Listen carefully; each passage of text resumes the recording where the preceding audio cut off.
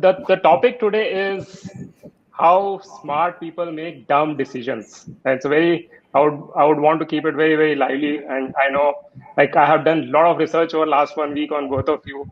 So many interesting stories. I got hooked on to videos, a lot of your videos. Let me start by asking both of you one simple question. What are the dumb mistakes that you have done in your lives? Let me ask, maybe Radhika, you want to start first? Hi everyone. Awesome to be here. And by the way, guys, keep those emojis coming. I think Nitin and I are smiling just looking at the volume of emojis. That's great. Thank Oh, you. It's really interesting. So keep those emojis coming. Thank you. Okay, and thanks for calling us smart, yeah. I mean, you said smart people make dumb mistakes, but at least thanks for classifying us as smart. So I'll tell you about I've made a lot of dumb money mistakes, but I'll tell you about the one that probably mattered the most. So I started earning in 2005. And I was 22 and was working on Wall Street. And I mean, if you know 5, 6, 7, they were very good years for anyone on Wall Street. Like bonuses were great. We were going to campuses and party buses. Like everything I think that you see in the movies of that time was true. So I started earning, money, and I worked at an asset management firm, as they said in my intro. And then in 2006, I got around to investing this money. And I said, I'm going to invest 100% of it in equity. Like no fixed income, nothing else, 100% in equity, zero asset allocation. And I had a logic because people said I was young and I could take all the bloody risk appetite in the world. So that's what I did. And it was great in 2007. And then 2008 obviously happened, and I kind of don't need to describe what happened. But it was funny. My portfolio was down 50%. For their assets were down 60%. Our fund returns were down 60%. ESOPs were 67%. Add to this, my husband worked at Goldman Sachs. So, and he also did the same thing because we are the same year. So, as a family, we were down 70% on wealth, and we are like middle class kids who had just moved abroad. It was a disaster. And that's the money mistake that was stupid and the one I've learned the most from. So, I learned after that I need to do asset allocation and I don't need to listen to anyone's advice on 100 minus age, because personal finance, I think, is very personal. There's a right answer that's different for every individual. If my husband was a doctor or a lawyer, maybe I would have been making a different decision like that. great. Thank you so much. I'll come back to follow-on questions on this particular thing. But before that, Nitin, what are your dumb mistakes? No, I mean, my life is full of mistakes. I mean, I can't. I mean, the last 3-4 years, business has done well. So, a lot of people give me a lot of credit for the success. But it's just been like mistakes all through. I think the biggest mistake I did. So I started trading quite early. So I started trading when I was 16, 17. So around 2000, 2001 is when derivatives got introduced. I thought I shouldn't be trading stocks. I should trade derivatives because, and especially the index derivatives, because, when you day trade stocks, there is always someone who knows a little more than you, right? So I said, you know what, trading Nifty will improve my odds. And so I should probably start trading Nifty. And futures was such a beautiful product, and I kind of, I had saved a bunch of money between 98 to 2001. And I think I let go. I lost all of it in last 15 minutes of an expiry date. And the problem was that I also borrowed money by then. I was very young and I was very stupid. So I was very aggressive in my outlook of life and my capabilities. So I thought, I can easily make more than 5-10% a month. And yeah, so I blew up that money, and then I had to work in a call center for 3-4 years. So that mistake costed me a lot of my life. So I think that was the biggest mistake. But then post that mistake, I think I also probably learned my biggest lesson in my life, which is to never be over leveraged. And I think that has helped significantly through the course of my life, the last 15-20 years, because maybe if that lesson wasn't that hard, I wouldn't have learned that lesson. You wouldn't have, yeah. So some mistakes are worth to be proud of. So I think 2 lessons that I learned is from Radhika: asset allocation, right, which a lot of us kind of don't care about, and then leverage, trading with leverage in the starting of the career. I think Nitin and Radhika both, they learned their lessons and what they are where they are. What are the mistakes that you're really proud of? Like, I'm I'm happy that I did that mistake. I mean, I'm generally proud of all mistakes in Awesome. life. I believe that whatever you are is sort of a culmination of mistakes and successes. And as Nitin says, one gets credit for a lot more successes than one does for mistakes. I think one thing, I don't know if it's a mistake, but I started experimenting with money very early. Now, maybe before I knew very much. I think I was 19, 20 when we started. I went to a business school, so it was very natural. But I'm very happy that I started doing it early because there's a great quote about mistakes a mentor told me. And he said, you can either make really big misfires in life on a training ground, or you can make them in the battlefield when the stakes are high. And Raghu Raman said this, and I truly believe it. I really think if you can make mistakes, especially money mistakes in your 20s, you become smarter by the time you get to your 30s, and by the time you have hopefully a lot more income in life. So even though you are a little clueless, a little overconfident about your own abilities, I think starting early is something to be proud of. Yeah, so the more you sweat in the practice, the less you will bleed in the real battle. Right, Nitin, you want to add something to this? Yeah, no, I mean, now I don't know if I can call this mistake, but after learning my lessons, life lessons, I think starting Zerodha itself was maybe a mistake. If I had to look back in time, right? Because it was an all-in trade for me. So when we started Zerodha in 2010, we didn't go out, raise capital, etc. Right? So we kind of threw everything possible at it. So we had to put money on the table to get membership on the exchange, all of that. So, and I think, like I've said this before, like there's a very thin line between, passion, foolishness. Yeah. So it kind of works out. They call you passionate. If it doesn't, it's foolish and it's a mistake. So, so this whole deciding to start Zerodha in 2010 was probably the worst time for a broker to start, because coming back on financial crisis, every single broker was trying to go do other things. And we were trying to go start a broking business with all our money and all everything at stake. So yeah, but it worked out. So I think that's a happy mistake. Yeah, in the hindsight, yeah, I like what you said. Like in the hindsight, if you are successful, then you are passionate. Otherwise, you're crazy, right? But I don't think so though, because the kind of so many years that you have kind of worked so hard and got here, I think if it was just like rookie mistakes, then you wouldn't have been here where you are.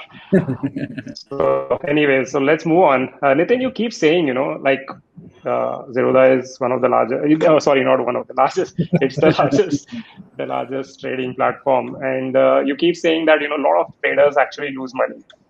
A lot of because there are professional traders and newbie traders coming on and so on. Very few traders really make money, right? So what are the other folks doing wrong? Why are they even trading if they are losing money? It's actually, it's a very similar question to saying, why do people go start a business, right? I mean, for every 100 restaurants, one work, right? But doesn't stop the 99 others to go and give a shot at building a restaurant, right? So it's the thrill of getting it right. That's what gets people to kind of build businesses. And trading is almost like an extension of building. It's almost like building a business. And the only tricky thing with trading is the entry barrier is so less that anyone can just tomorrow morning get up and open trading account with either of us in 5 minutes and start trading, right? So, but in a business, there are those roadblocks, right? I can't tomorrow morning get up and say, what, I'll set up a restaurant. Right, so trading that way is very easy to enter. So making it very easily accessible to a lot of people.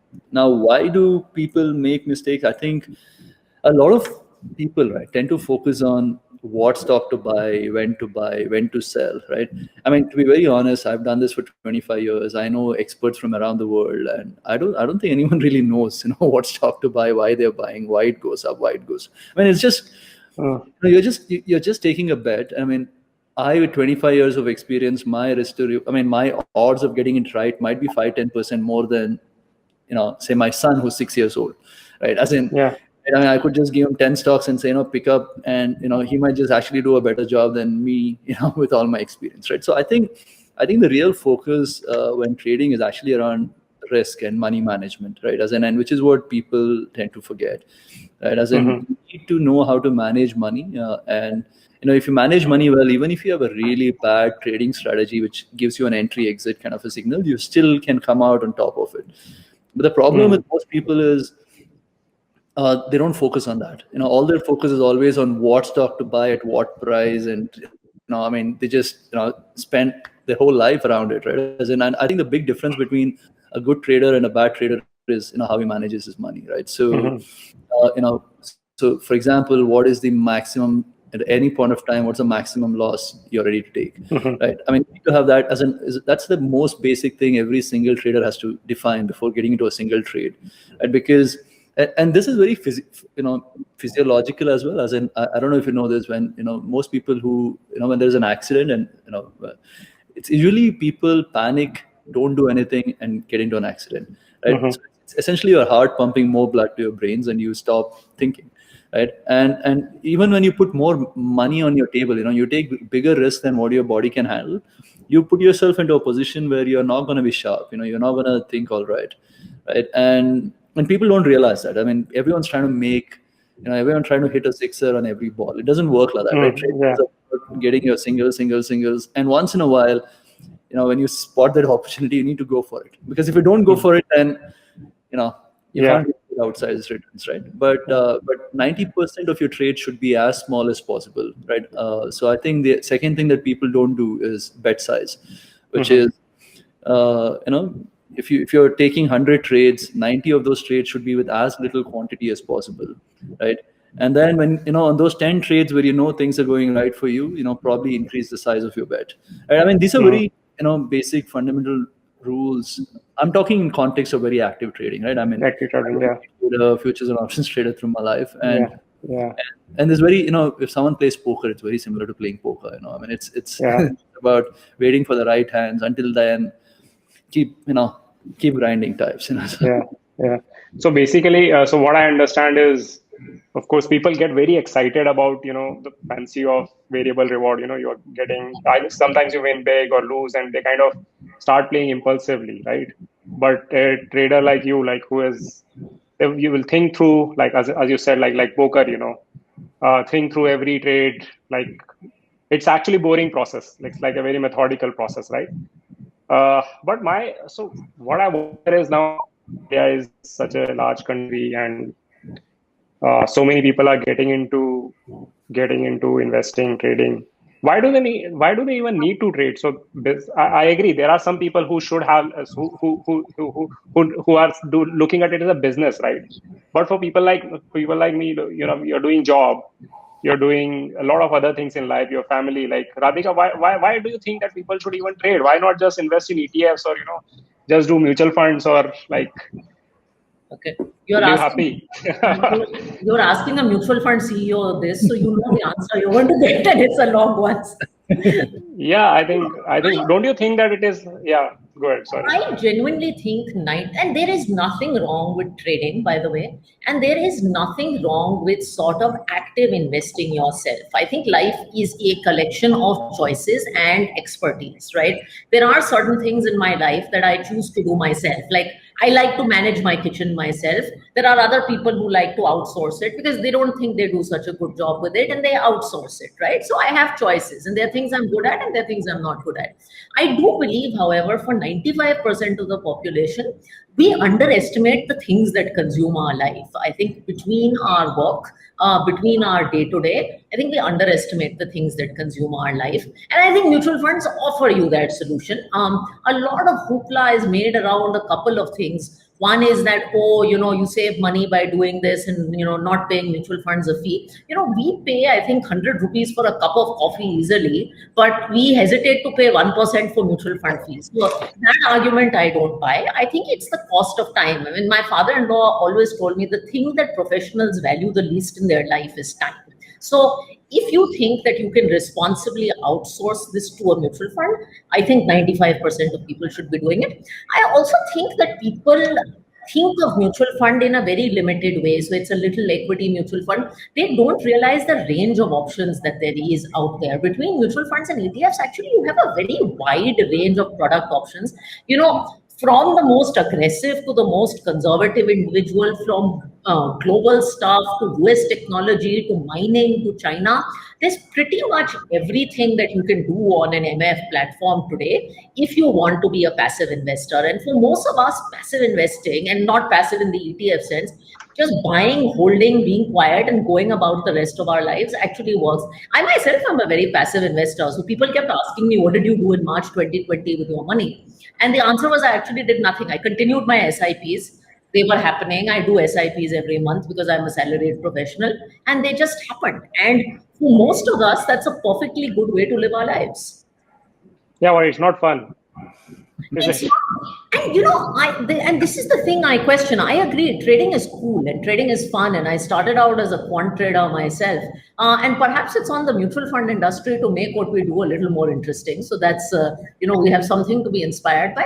But I don't think investing fundamentally should be exciting. I mean, people go on PNs on quoting Ramdev Agarwalji, who's amazing, and Warren Buffett, and most of those guys lead pretty boring, banal lives. I think Wall Street gives you an impression that finance is very high funda and there should constantly be action and wolf of Wall Street. I think money management is about doing basics right. Nitin, do you agree? No, I agree. I mean, like sometimes I wonder, I don't know if I should be saying this on camera, but if we are a broking company or we're an entertainment company, so. Yeah, I saw your tweet where Zerodha is big companies rankings and all No, but that's it. Yeah, that's it. Actually, the thing about trading stocks directly is, if I had to teach someone finance, I think, give him a few stocks, right? I get him to buy into some stocks, right? I mean, I think that's the easiest way to get someone educated on finance. And India has like this big financial, literacy issue, right? I think, people buying a few stocks, will help in that financial literacy in this country. I mean, because, like, I have friends who invest in mutual funds. It's they have no clue what's happening, right? As in, there is someone who has sold him a fund. He's on an SIP. He doesn't care about anything, right? But the same, another bunch of friends who invest in stocks. They know what's happening to Nifty, what's happening to the GDP, where they're talking about it. They're talking about it to their families.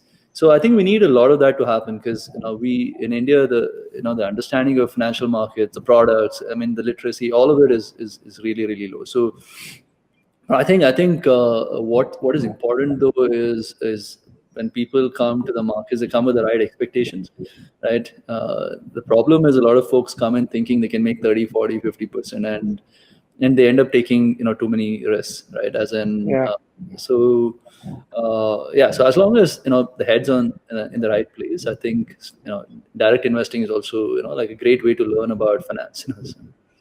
Yeah, I personally learned that way. Like, I don't think I would have become an investor if it were not for stocks.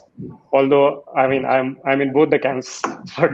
But I think one thing what I wanted to learn from Radhika you is that you have been in money industry for so many years and so on. I mean, I started investing like in 2000 early, like 16, 17 years back, and India has grown so much. Markets have grown so much. Foreigners have made so much money, right? FIS, retail and also promoter driven. So promoters have also made money. Retail investors have not made money. Like, if you see, and because of various cycle, I don't know, maybe I would want to learn from you. Like, what stops them from making money from the growth of the markets? Okay, so I agree in part and I disagree in part. I'll come to the disagree part later. But so I think there are two things you have to realize with Indian investors. One is that we are inherently very, very conservative investors. We were a savings-oriented country that grew up on scarcity. I mean, I still am part of the generation where you grew up not having a landline in the house. So we have seen that generation of scarcity. In my father's time, investing was post office and dakkhana. ये सब होता था. इसके अलावा कुछ investing होता नहीं था. Anyone who was doing share market, so to say, was perceived as very risky. So I think we are a very, very conservative base, and we've taken time to get into the market. So much of the 90s period, by the way, I think has been skipped. I think real investment, at least as far as mutual funds, has started happening in mid 2000s and later now. I think the second reason that retail gets hit, and every cycle we say retail investors don't make money, is behavior. It's a very boring answer. It is unfortunately true. I always joke that the most popular statistic in mutual funds to determine the kind of flows, if you wanted to predict my business, is the last 1 year return.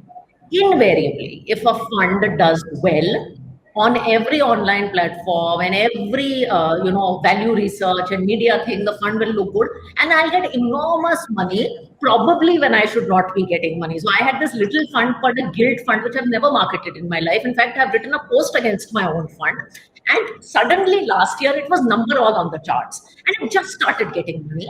And this was because interest rates had fallen, so a debt fund was looking like it gave 15% return. Then, of course, interest rates reversed and people got very upset. So I think the mentality of unfortunately chasing returns has been a tricky one for retail. You'll almost always see that flows have come in at a time when they shouldn't have and gone out when they shouldn't have.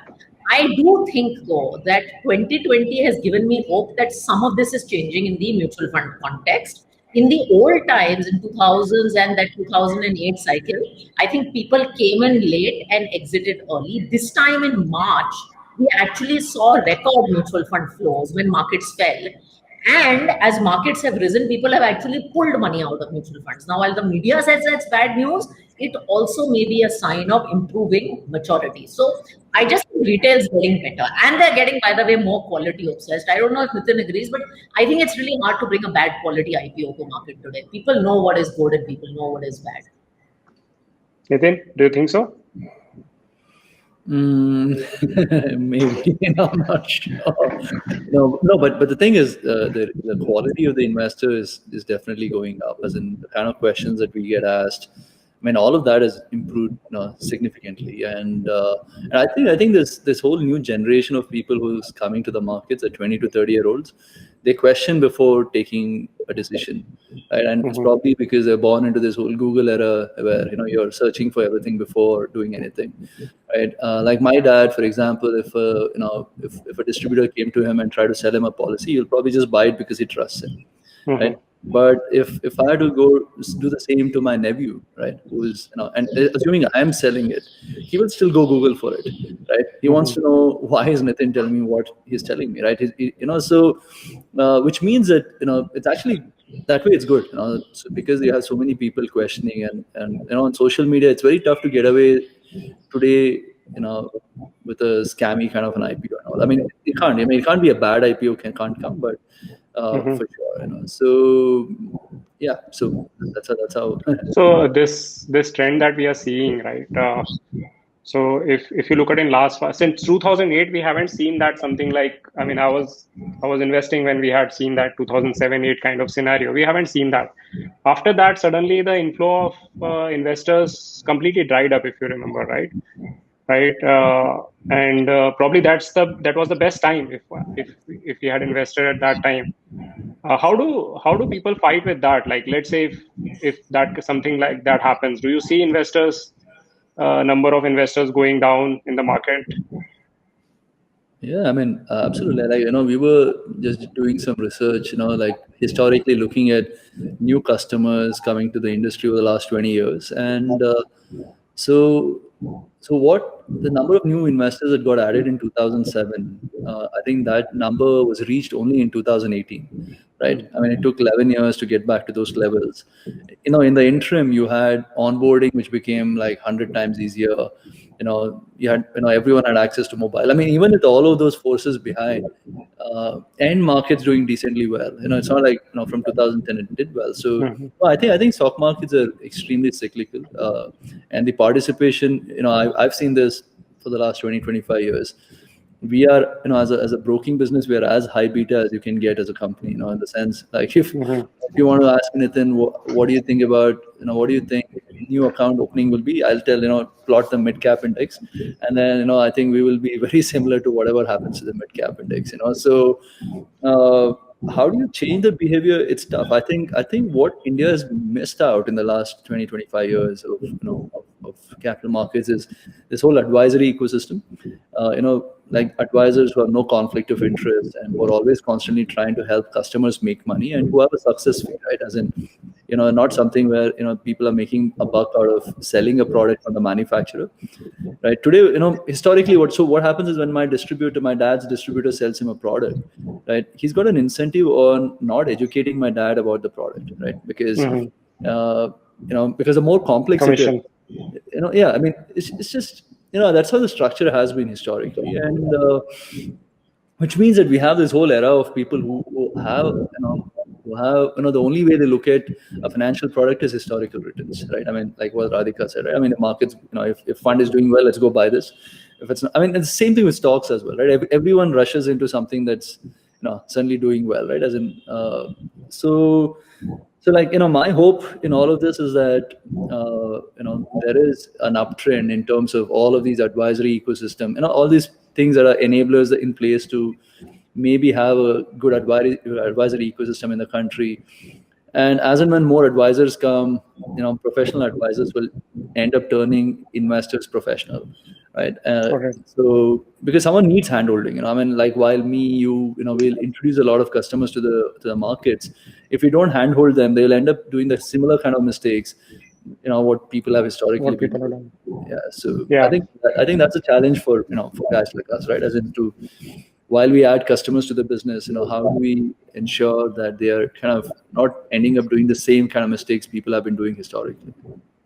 No, completely agree with that. I think advisory ecosystem in India is like crazy.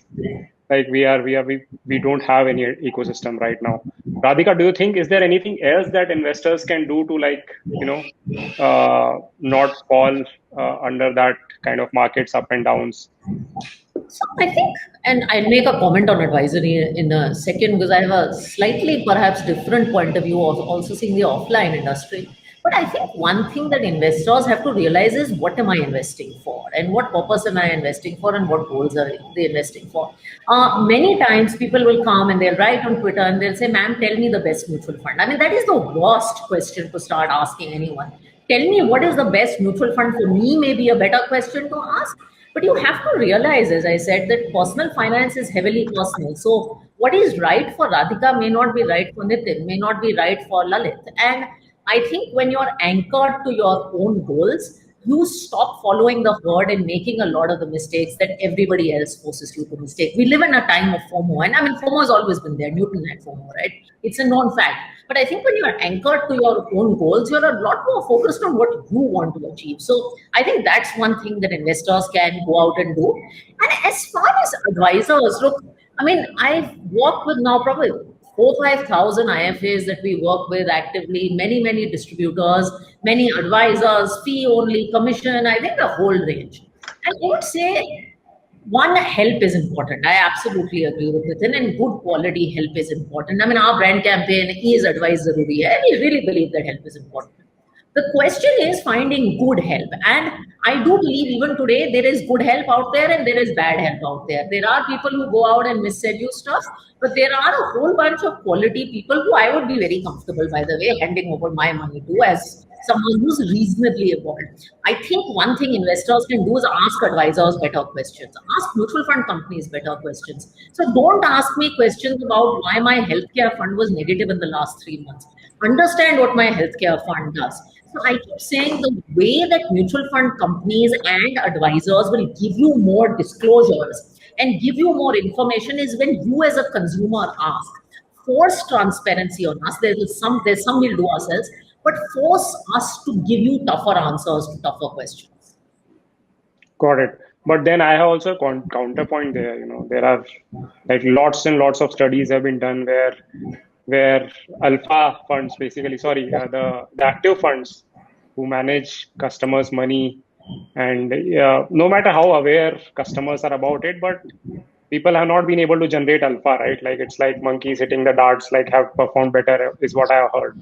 So why not? So one idea what Nitin said, okay, increase the advisory ecosystem. Other one is what you are saying is increase the awareness of awareness of people. So this question is to Nitin. Like again, my previous question: why not just invest in index funds or passive funds? I can just be happy about it. Yeah. No, I mean, see, the thing is,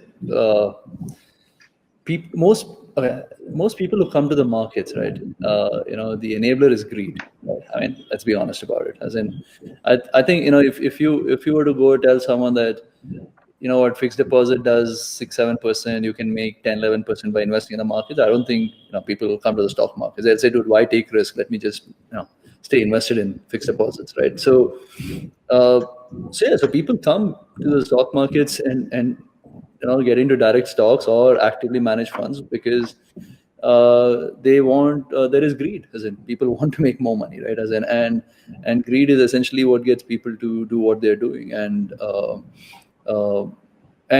also in the bargain they also get entertained, as in, so once you invest in the markets, you also have everyday news to track. You have index funds just makes it boring. It makes it almost like a fixed deposit, right?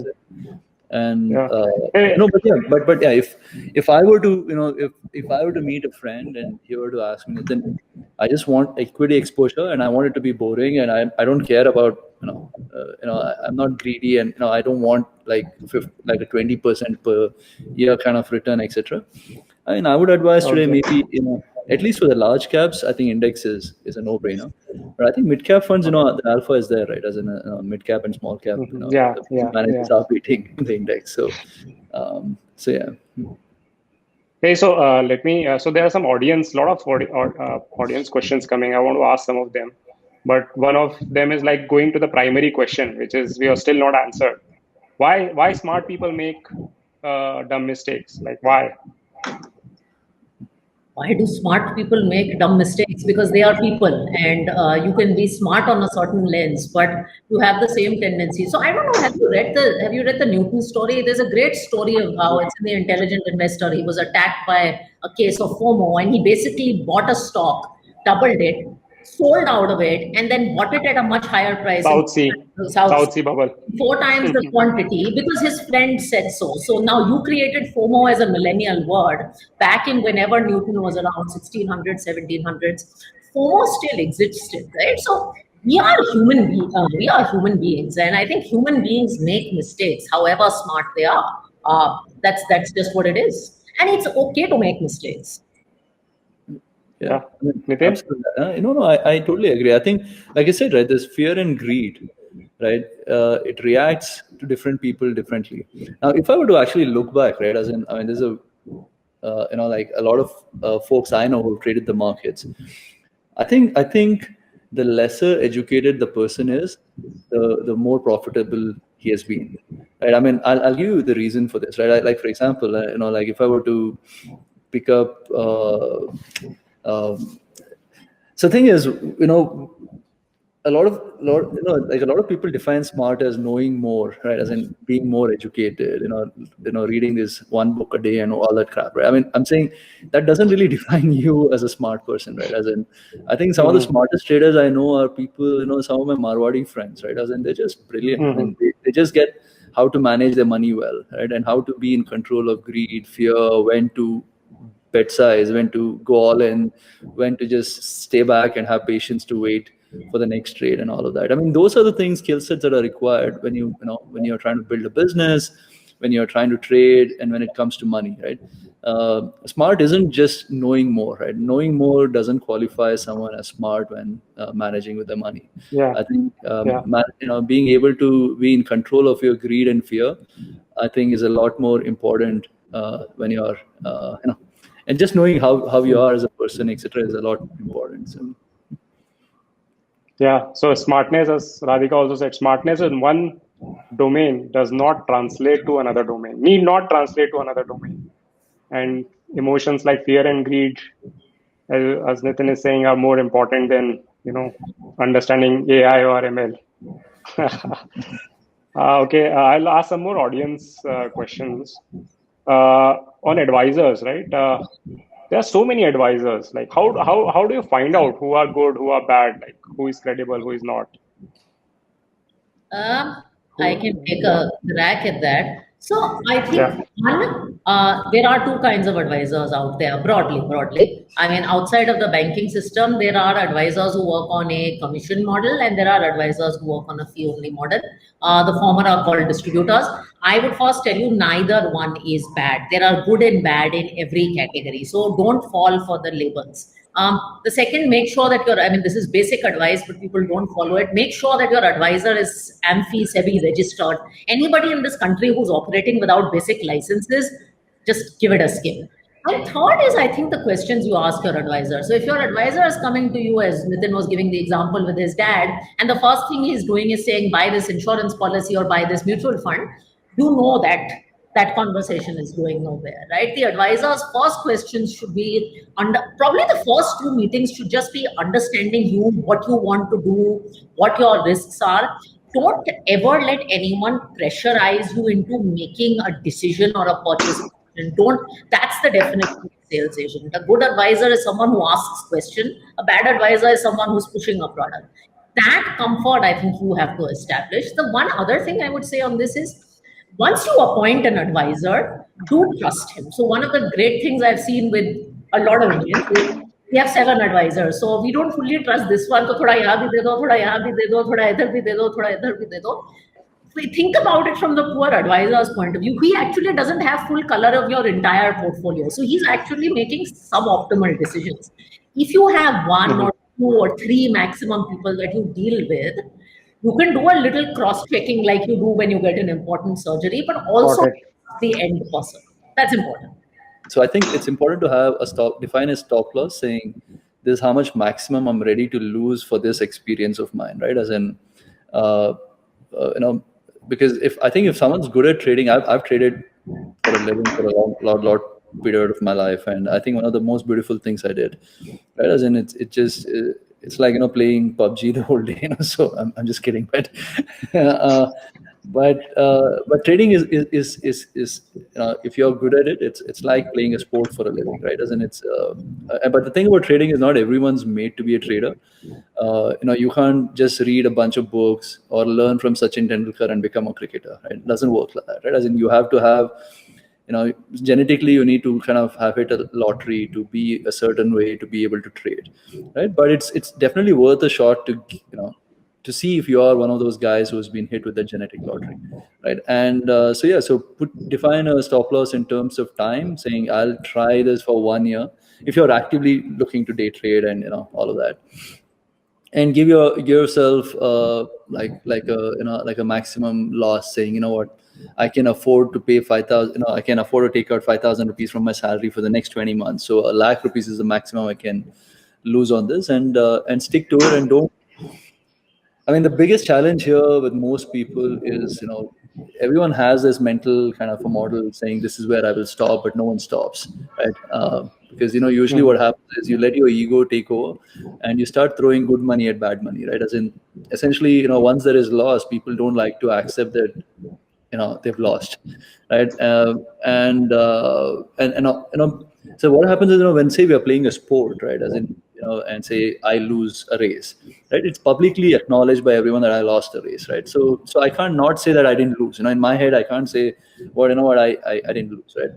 But when you're trading, a lot of people go into this whole thing of saying, I'm a good trader, but I lost because Prime Minister came and said this, or there was this policy, or there was this spike, or there was this exchange stopped working or whatever, right? And you try to blame your losses for all these random reasons and not yourself, and say that I can somehow make it better. But I think you need to own up to your losses. So if there is a loss, it most likely is because you're not a great trader, and just accept it and move on in your life and do some other things. So. Great. Awesome. So let me ask you one hypothetical question. Okay, so let's say we fast forward 2025, year 2025, and Radhika and Nitin, you are both starting your career again, because we have a lot of young audience today. You are 22-year-old, and you are seeing you're watching TV and you're seeing, oh, mutual fund sahi hai. You go to office, your friends are talking, "Arey, tune kaun sa stock liya?"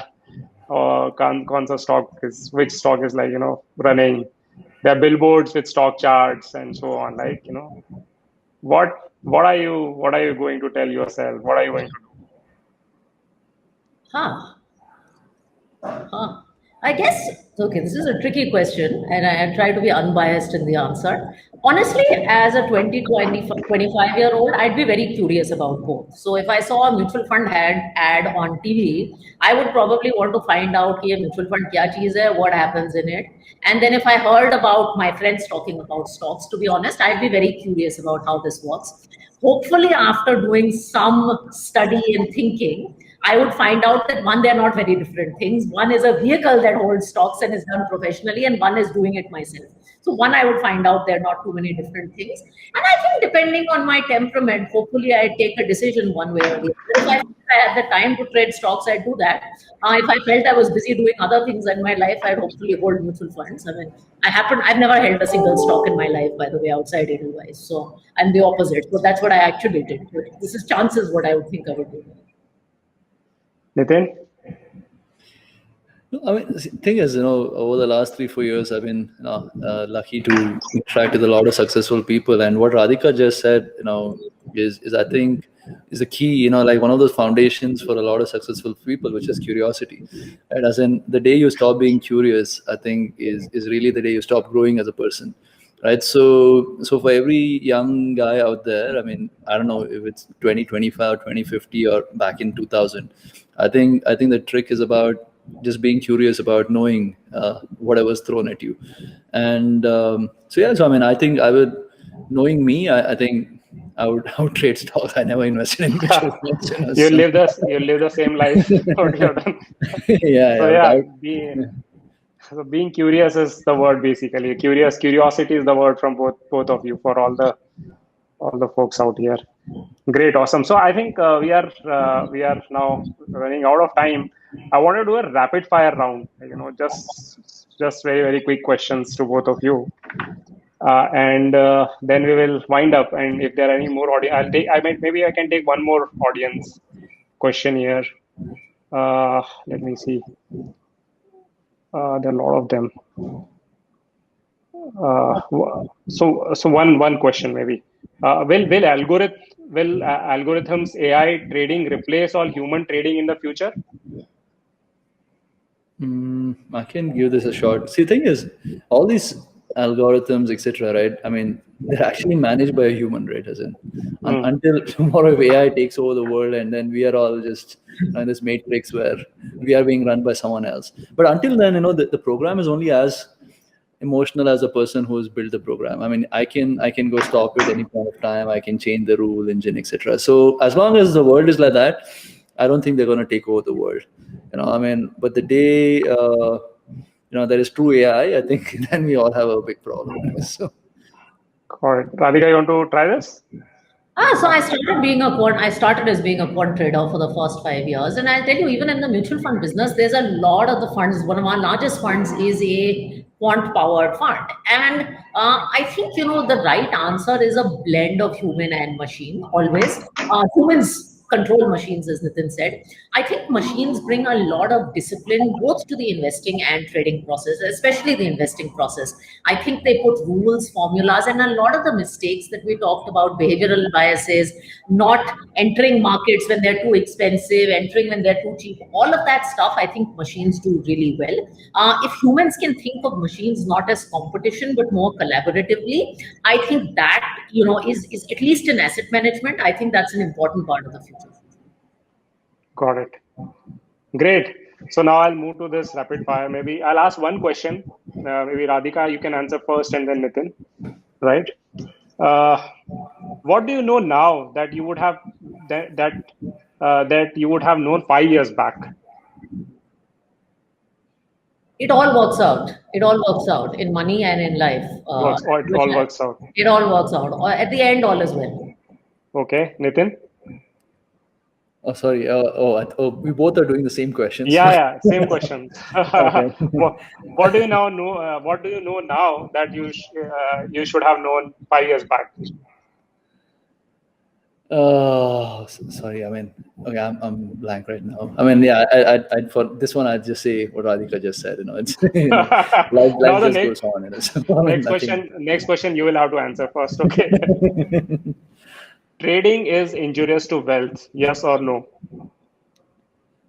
I mean, it depends how you define wealth. If you No, that's not allowed. okay, if you say wealth as money, it maybe is, but if wealth as knowledge, maybe no. Awesome. Radhika? For 95% of people, no offense to Nitin, yes. Short answer. Awesome. Okay. Active funds or passive funds, Radhika? Good funds. This whole active, and you didn't ask me this, this whole active and passive debate is a totally stupid debate in a country where equity penetration is 4-5%. We should focus on how to grow the pie rather than how to divide it into active, passive, smart beta, dumb beta, semi beta. They're great active products, they're bad active products, they're terrible passive products also out there. Focus on good products that find solutions. Who even understands active and passive? My father doesn't understand the difference. Okay. Good Nitin, product. what do you think, Nitin? I'm a little scared to answer now after Radhika just said.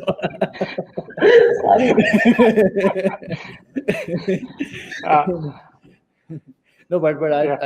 if someone already knows what's a mutual fund and he's looking at a large cap, maybe passive, But otherwise, it doesn't really matter. I mean, just get some exposure to mutual funds. Got it. And by the Okay. way, No, no. I don't hate passive funds. I run the largest passive fixed income business. I'm called Miss ETF. I don't hate passive funds. Okay, Nitin. Some people say stock market is gambling. Yes or no? Every single thing in life is a gamble. Yeah, stock market is Awesome. also. Yeah. Okay. What about you, Radhika? Uh, if you want to treat it like a gamble, you'll treat it like a gamble. If you want to treat it as just another thing that you do in life, like, having a successful marriage and having a successful career, then it'll be that. So it's a gamble if you want to make it a gamble. That's very diplomatic answer, but yeah, I'll take it. Wolf of Okay. Wall Street makes it sound like gambling. It's not as glamorous as Wolf of Wall Street. Okay. Nitin, what are your favorite books? Stock market related reminiscences of a stock market operator and market wizards. So, I mean, I think. Great. And Radhika? Okay, so I don't read that many market books, and I kind of buy Nitin's argument that I read mostly fiction and poetry. But one book that I do recommend for investors is Nudge. It's based on Richard Thaler's work, and I think it talks a lot about not just mistakes people make, but how we can fix them. So that's a good book. Yeah. I also think like what by Jesse Livermore, what Nitin suggested is he was one of the biggest trader, and Nudge. If you are investing or trading, I think you should read about Richard Thaler and his work. Radhika, what is your favorite movie off track? But yeah, Oh God! Okay, it's going to be all the. Don't judge me, guys. It's like Yash Chopra, Shah Rukh Khan kind of stuff. So it's like Lamhe, Silsila, Kabhi Kabhi. That's my genre. Don't judge me. And anything Shah Rukh Khan is in. Nitin. I mean, I really love the 1992 scam. I mean, I think the first time anyone in India has done a decent job trying to portray something about markets. Otherwise, the movies are so horrible. I was like, dude, what are they smoking? Before at least, I mean, this is a really good job done. So I think, yeah, if people haven't already watched, maybe. Great. So I think we're now running out of time. So one just last question, parting thoughts from both of you for all the audience, all the investors here. Like one thing that if you would want to part with. I would say get started. I think if the audience is a young audience, I think we as a country, especially young people, and I still consider myself semi-young, I think we are hungry for growth. We're aspirational. I think we're that generation of India. And I think money should work hard for you, just like we work very hard. And I would just say get started early. And it's okay to make mistakes because we all do, but get started, make mistakes, and don't be scared to make mistakes again. Great. Get started and make mistakes. Nitin. No, your I mean, golden words. yeah, no. I think. Don't say, I agree with Radhika. I want to hear No, something. no. I think every single person should have an SIP, and it's the easiest way to play it out. Maybe pick up Radhika's funds and do an SIP on it, right? Right. So, but I think keep 5-10% of your whatever liquid net worth, or your net worth, to get some exposure in stocks as well, because investing into stocks is a great way to learn about markets. And like we said earlier, it's about curiosity, learning. I think when you're young, you need to be learning as much, and being invested into stocks is a great learning experience. Great, awesome. If I So send Nitin about 5,000 emojis for his SIP and Radhika's fund answer, I would. So you should bunch of emojis. Wow. great, thank you so much, folks. This was like a very interesting session. Thanks for joining. Cheers. Thanks. Thanks.